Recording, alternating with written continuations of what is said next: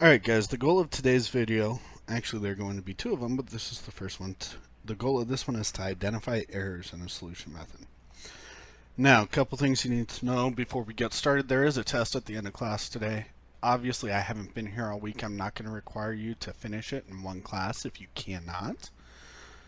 What I am going to require is that it's finished by Monday in class.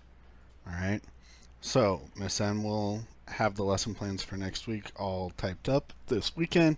She'll know Monday you're supposed to get time to finish your test in class. Now, having said that, what I want you guys to do is do as much as you can today. If you have any questions, text me, email me, call me over the weekend. Get on Khan Academy. Get on YouTube. Go see other teachers. Talk to your older brother or sister. Preferably someone who passed Algebra 1, not one of the kids who failed it. Okay? Get the help that you need to make sure that you can actually pass this test coming up on Monday. With that in mind, let's go ahead and move on to the next page. And a solution method is actually coming up here on the board. So let's go ahead, and all I'm going to do when I start verifying a solution method is I'm going to go step by step and say what happened. So from here to here, it looks like 7 stayed the same, 2x stayed the same, 4 stayed the same, 2 stayed the same, but these two got multiplied together. So let's look and see how that would work. If I multiply this 5 times this 7, I'm multiplying into a set of parentheses, which means we call that distribute. But did I distribute correctly? Hopefully you all just said no, because what should actually happen is you should go to 5 times 2. 5 times 7 is 35. 5 times 2 is 10. I didn't change that here, so I'm going to kind of jump out over here. I'm going to start rewriting my steps. 35x plus 10 minus 4 equals 2x minus 7. So now let's go down here. From here to here, they combine like terms. Okay, we can do that. We just need to change the numbers around. So 35x plus 6 equals 2x minus 7. From here to here, they subtracted 2x. We can do that.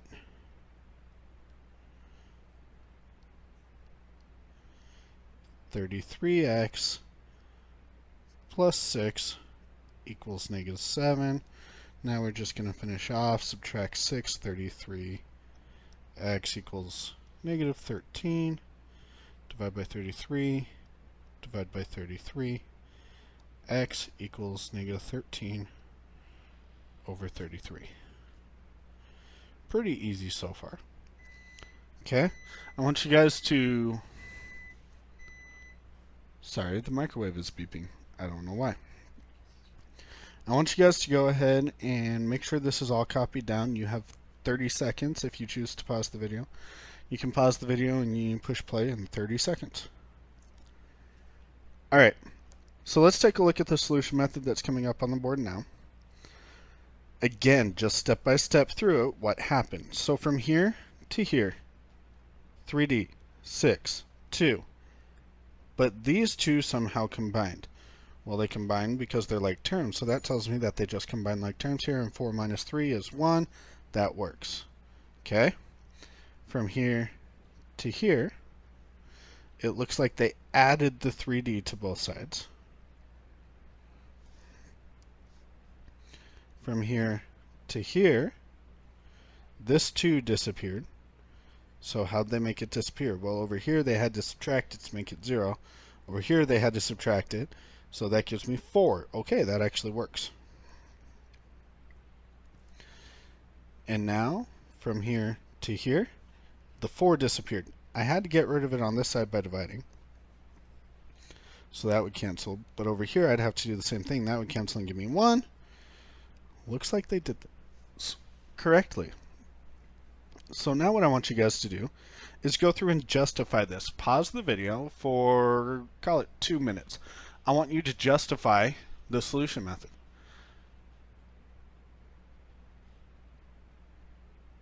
Alright, hopefully that was enough time.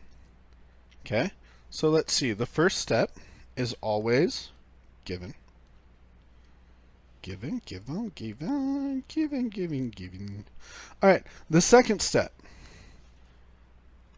I combine like terms, which tells me that's my justification. Third step, plus 3D, add, so addition, and then anytime it's addition, it's going to be a property of equality. 4, subtract 2 from both sides, so subtraction.